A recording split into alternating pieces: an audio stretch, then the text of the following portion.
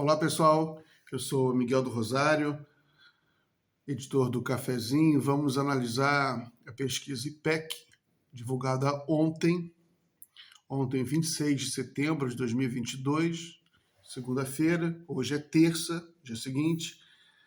E vamos lá. Essa pesquisa foi muito interessante para o ex-presidente Lula, porque ele cresceu há 5 dias da eleição. Ele cresceu, né? 5, 6 dias da eleição, ele cresceu para 48%, o que significaria 52% dos votos válidos, o que corresponde a uma vitória em primeiro turno, inclusive dentro da margem de erro, né, que é de 2 pontos. Então, muito bom para o Lula. O Bolsonaro fica parado, né, com 31%. O Lula já cresceu 4 pontos em 4 semanas, enquanto o Bolsonaro ficou parado. É uma pesquisa ruim para o Ciro. O Ciro caiu para 6 pontos, 6%. Ele vem caindo, semana a semana ele vem caindo, pelo menos há um mês. A Simone Tebet, ela se manteve em 5%, ou seja, está empatada com o Ciro e caminha para ultrapassar o Ciro, né? Inclusive já ultrapassou o Ciro em vários estratos. Na espontânea, o Lula cresceu 2 pontos, 47%, né? Se ele tem 48% na estimulada, você vê que na espontânea, 47% ele tem a mesma coisa. O Bolsonaro tem 31% na espontânea, cresceu 2%, está com a mesma. Essa eleição tem essa característica, uma coisa incrível, as pessoas estão com o candidato na ponta da língua, né? A espontânea praticamente é igual à estimulada. Para o Lula e para o Bolsonaro. Para os outros candidatos, isso não é tão verdade assim. O Ciro, por exemplo, ele tem 4% na estimulada. É praticamente igual também. Vamos lá. Quer dizer, tem 4% na espontânea e 6% na estimulada. Vamos lá, vamos ver os estratos. O Lula cresceu entre as mulheres, né, cresceu para 51% entre as mulheres, enquanto o Bolsonaro caiu para 26%, ou seja, abriu-se a vantagem do Lula nesse segmento, a maioria do eleitorado, segmento muito importante. E agora o Lula abriu 25 pontos sobre as mulheres. É muita gente, né? São milhões e milhões de votos e o Bolsonaro realmente tem muita dificuldade de penetrar aqui nesse eleitorado feminino.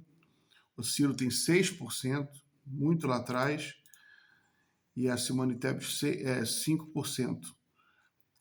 Masculino, o Lula manteve 45%, Bolsonaro subiu 2 pontos, oscilou para cima 37%. Tá bom, o Lula mantém uma vantagem forte.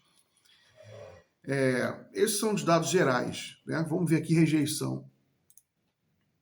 Rejeição também é importante, muito importante, sobretudo numa eleição em que o segundo turno praticamente já está se dando no primeiro. A própria rejeição, inclusive, ela define, já mostra isso, aponta para esse movimento de termos um segundo turno já no primeiro. O Bolsonaro viu sua rejeição aumentar para 51%, a rejeição total, muito alta. O Lula está com rejeição de 35%. O Lula está mantendo essa rejeição. O Lula, há 4 semanas atrás, tinha 36%, agora tem 35%. O Bolsonaro, há 4 semanas, tinha 49%, agora tem 51%. Também, até nisso, o Lula está melhorando sua performance, né? Sua rejeição vem caindo ou se mantendo, mas com uma tendência de queda, enquanto o Bolsonaro está subindo. Entre mulheres, o Bolsonaro está com uma rejeição de 55%, muito alta. O Lula, rejeição de 31%. Também o Lula mantendo a rejeição há várias semanas, nessa faixa de 30%, enquanto que o Bolsonaro cresceu 6 pontos, né? Tinha 49%, cresceu para 55%. A rejeição do Bolsonaro entre homens também também é maior do que a do Lula, de 47%, do Lula de 38%. O Bolsonaro tem uma rejeição muito alta entre jovens, de 55%, entre jovens até... Ele tem rejeição alta tanto entre a primeira categoria de etária, de até 24 anos, quanto entre 25 a 34 anos. Muito alta a rejeição. Voltemos aqui para a estimulada. Vamos ver aqui algumas coisas, né? Vou pular logo por algumas que são de particular interesse, porque são... vamos ver aqui... Renda, depois região, depois religião, depois escolaridade. Vamos lá. O Lula continua muita força entre os mais pobres, eleitores com renda familiar até um salário, ele tem 57%. Mais que o dobro de Bolsonaro. Bolsonaro tem 23%. Os outros candidatos muito fracos, o Ciro tem 1% nessa faixa, até um salário. É uma faixa que representa 28% do eleitorado. É a maior faixa dos mais pobres. É uma faixa também que costuma ter uma abstenção um pouco maior, mas como a rejeição do Bolsonaro nessa faixa está muito alta, como a gente vai ver aqui, né? Essa primeira faixa, a rejeição do Bolsonaro, vou falar aqui para vocês,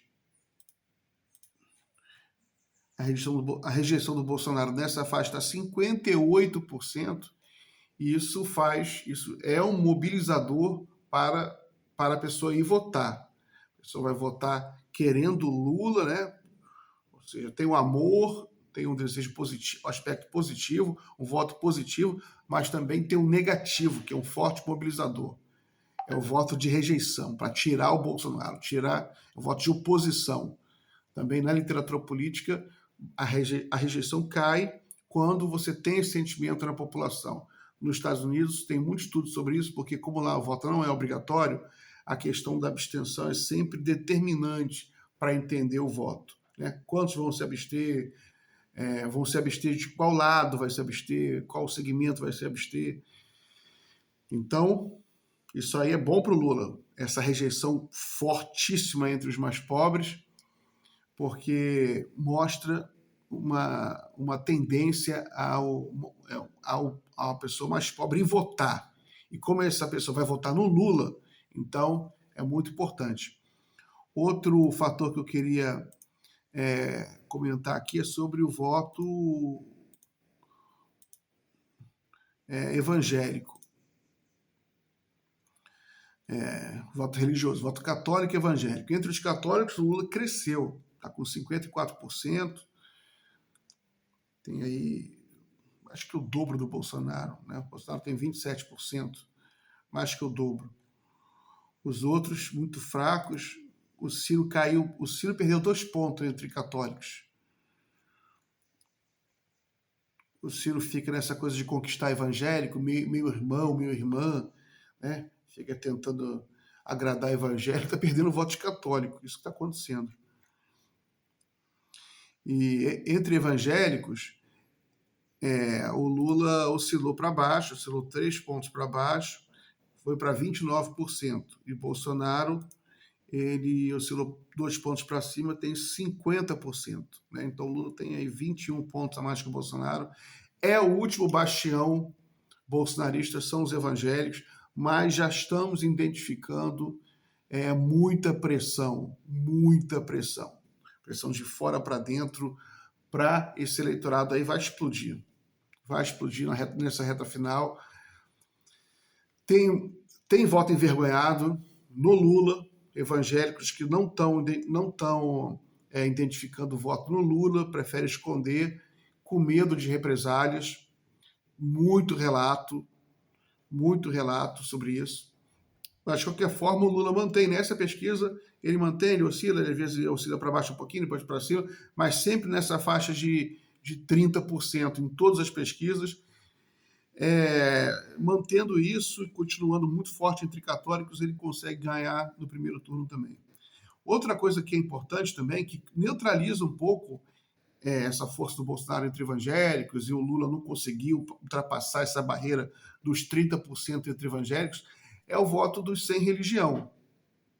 Né? Os sem religião é um eleitorado que corresponde sem religião e outras. Né? Outras religiões, espiritismo, umbanda, as religiões de matriz africana em geral, né? Budismo e sem religião. Esse outros, o Lula está crescendo muito, ele chegou a 56% e o Bolsonaro está caindo. Como o Bolsonaro está forçando muito a barra nesse nicho eleitoral de evangélicos, ele está perdendo todo. Está perdendo o eleitorado sem religião e outros, que é um 16%. 16% é muita coisa. Por exemplo. Você tem uma ideia, 16% é mais do que a classe média brasileira. A classe média brasileira, que é classe média, como a gente entende, classe média, pessoas com um pouco mais de dinheiro, ganham renda familiar acima de 5 salários. Na IPEC, esse extrato social corresponde a 13%. Né? Você vê. É uma classe média que enche os bares, né? Muita gente. E vamos lá. O Lula ganha entre pessoas brancas, outras raças, né? Outras raças. O Lula cresceu muito outras raças. Outras raças, né? Asiáticos, sobretudo, né? Lula cresceu muito.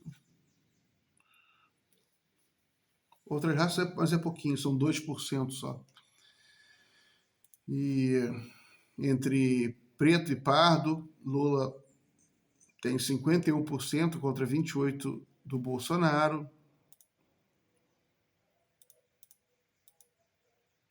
Ciro apenas 6%. O Lula muito forte entre pessoas até com ensino fundamental. Esse eleitorado, 33%, muito forte, né? Pessoas até que tem até o ensino fundamental. Nesse eleitorado, o Lula muito forte, tem 55% contra 26% do Bolsonaro, mais que o dobro. Ciro tem apenas 4% nesse eleitorado. Empatado com a Tebet, a propósito, né? A Tebet também tem 4%. No ensino médio, isso também é muito importante, muito interessante, o Lula vem crescendo, 1, 2, 3, 4, 5 semanas consecutivas de crescimento, estava com 39, empatado com 37 de Bolsonaro, o Lula vem crescendo, o Bolsonaro caindo. É um eleitorado estratégico, um eleitorado que é a maioria. Esse eleitorado com ensino médio corresponde a 42%. Né? Um eleitorado expressivo. Com menos abstenção. A abstenção é muito concentrada no voto de analfabeto, pessoas que não sabem ler e escrever, ou têm muita dificuldade, são pessoas que ficam meio envergonhadas de votar, porque não conseguem ler ali os nomes.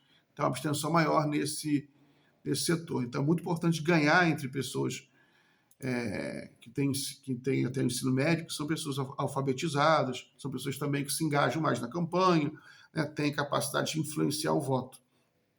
O Lula vem crescendo, chegou a 45%, contra 33% do Bolsonaro. Né? Colocou 12 pontos aí nesse setor. E vamos ver o Ciro aqui. O Ciro, o ensino médio, o Ciro caiu para 6%. O Ciro vem caindo aqui nesse setor mais destruído. 8, 7, agora tem 6.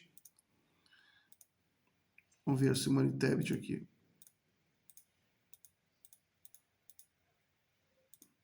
Simone, 5%.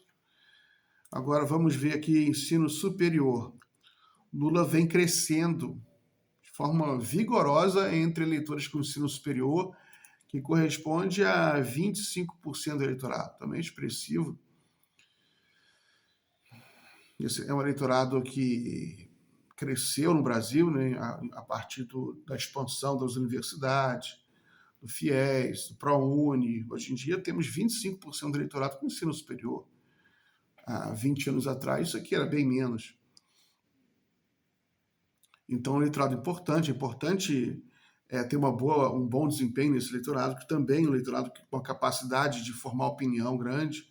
Lula cresceu para 42%, o Bolsonaro está com 36%. Então, viu, o Lula está com uma vantagem de 6 pontos aí. É o eleitorado em que o Ciro também tinha um bom desempenho, chegou a 11% algumas semanas atrás, vem caindo, está com 8% agora. A Simone Tebet mantém seus 5%, também não cresceu. Quando a gente analisa agora por porte de município, né, cidades até 50 mil habitantes, 50 a 500 mil, mais de 500 mil, o Lula está forte em todas, ele vai bem em todas. Eu vou destacar aqui as cidades grandes, mais de 500 mil habitantes, onde o Lula está com 48%. Está bem forte, né, contra 29% do Bolsonaro. O Lula cresceu, né, nas grandes cidades. Também é um eleitorado com capacidade de reverberação grande, porque as grandes mídias, né, estão nas grandes cidades, onde você tem os vídeos que viralizam na internet, vem muito mais das grandes cidades. Então, é muito interessante que o Lula esteja crescendo. O Ciro, por sua vez, está em queda livre nas cidades com mais de 500 mil habitantes, chegou a 10%, 1, 2, 3, 4, 5 semanas atrás, agora está com 6%, né, caindo. E o Ciro tinha um eleitorado importante, particularmente nas grandes cidades, como a gente viu em 2018. Está perdendo esse eleitorado. Nas capitais, o Lula também tem uma vantagem impressionante sobre o Bolsonaro. Ele tem 47% contra 31% do Bolsonaro, 7% do Ciro. A Simone Tebet está com 6% capital, né? Capital, o Lula 47%, Bolsonaro 31%, Ciro 7%, tá? O Simone Tebet 6%. Outro destaque é periferia, né? Periferia, o Lula subindo 49%, Bolsonaro caindo 25% em periferia. Então é isso, pessoal. Deixa eu só olhar aqui um cenário de segundo turno. É importante. Segundo turno se manteve, Lula 54% contra 35% de Bolsonaro, uma vantagem de 9 pontos, né? Uma vantagem importante para o segundo turno. Então é isso, pessoal. Você tem aí, entre jovens, 16 a 24 anos, no segundo turno, o Lula pontuaria 60% contra 30% de Bolsonaro. Você vê o Lula com essa característica de ser um voto jovem.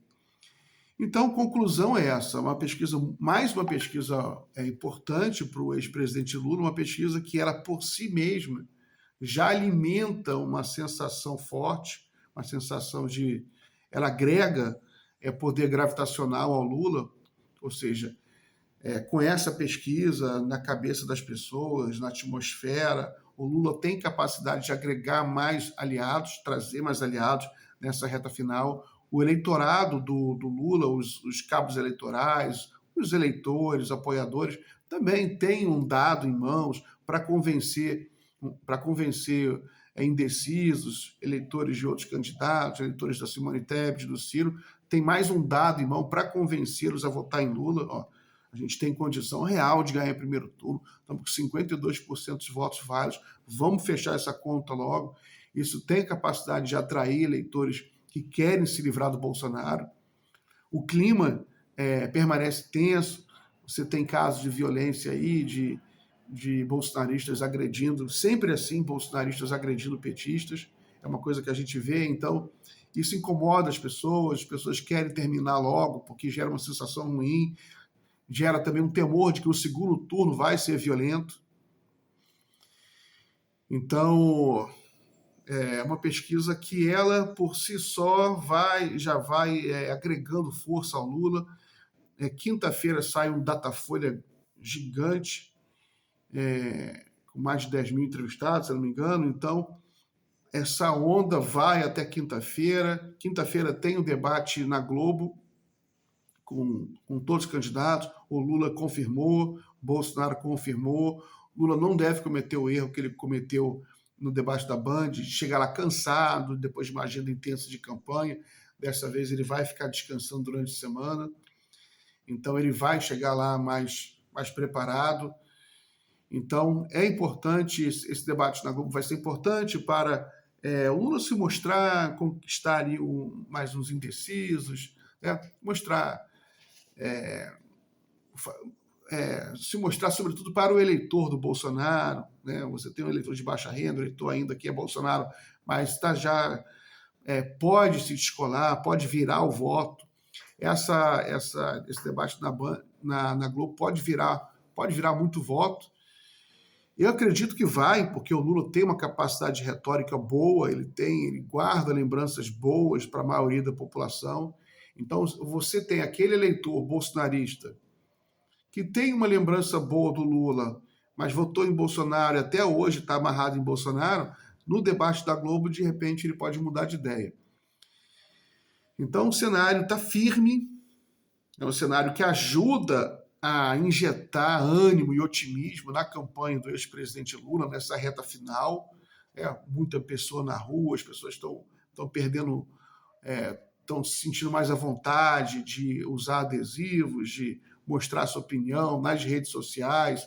A gente vê aí um apoio maciço da classe artística, dos formadores de opinião, jornalistas, todo mundo está apoiando o Lula. O Bolsonaro realmente está isolado socialmente, ele tem poucos apoios importantes sociais, poucos apoios de artistas, ou quase nenhum. Então você tem toda uma atmosfera favorável à vitória do Lula em primeiro turno, pelo menos a um crescimento nessa reta final. O Lula está forte politicamente, o Lula não tem apenas voto,